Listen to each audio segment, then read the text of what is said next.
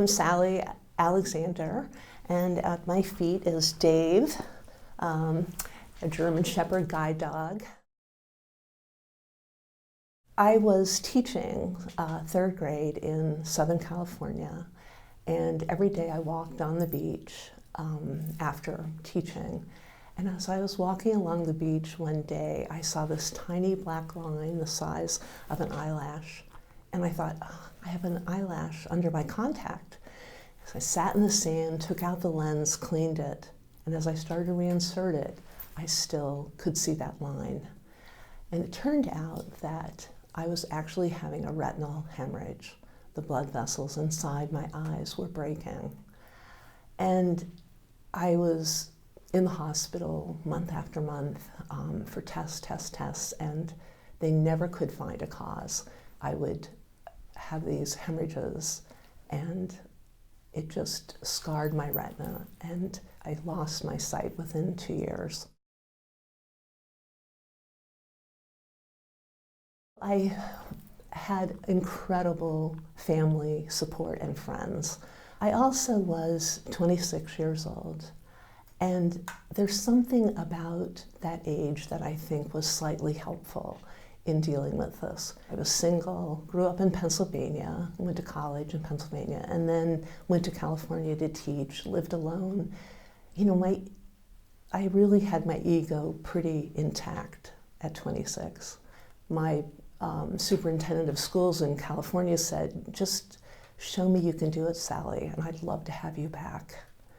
But I didn't really read Braille all that well, and I also wasn't sure how I would handle the discipline.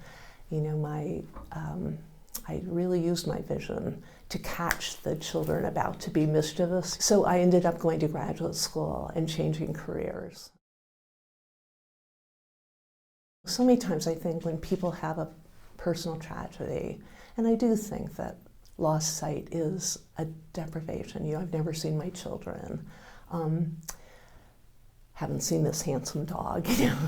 The incredible thing that happened to me in the hospital, I would have my eyes patched, and the nurse brought in a talking book machine, and I discovered books.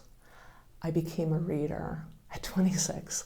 I certainly read plenty, but I learned to just love books, and there's something about changing from being a non-reader to a reader that just broadens a person.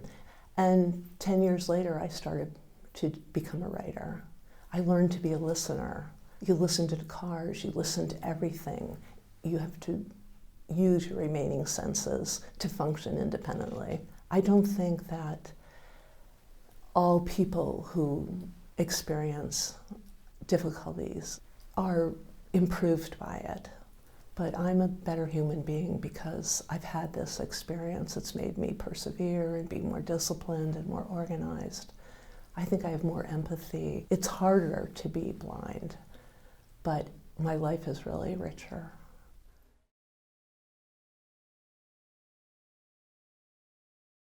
One of the things that I would just say, just find your supports. You know, find people that will let you be really honest and cry about it. And so I think just find people that let you adjust in the good way. You know, you don't want to turn to alcohol. You have to find the right training programs. You know, I went to a 4-month training program, learned to use a cane and read Braille and just do the things that I absolutely needed to learn to continue, you know, having some independence. So I would just try to drink in as much of the visual world as possible so that you can remember it. Disability can be, you know, an experience that is redemptive. It's not so tragic, but it can be really life-changing and improving the person.